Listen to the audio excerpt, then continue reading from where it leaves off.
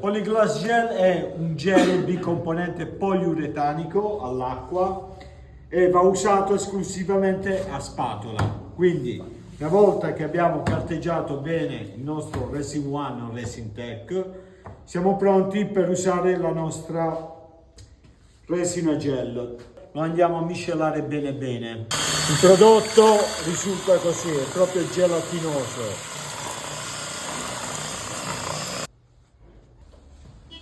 I due componenti, quindi come potete vedere proprio è solida, no? Come materiale, molto riempitiva.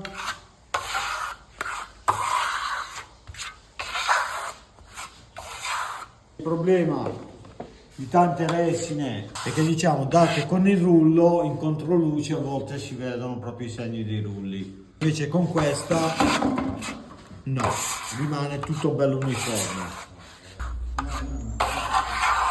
Torniamo e gli diamo la seconda mano. Senza carteggiare.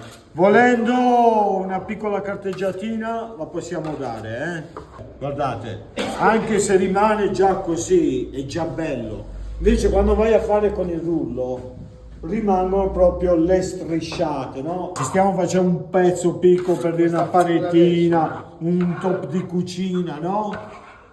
E vediamo che ci è avanzato il materiale, lo riprendiamo subito. Lo vai a ripassare un po' spatolato, gli fai anche un disegno così. Signora, mi piace sto discorso, si vede un po' a chiazze, perché no? La cucina secondo me, resina così, un po'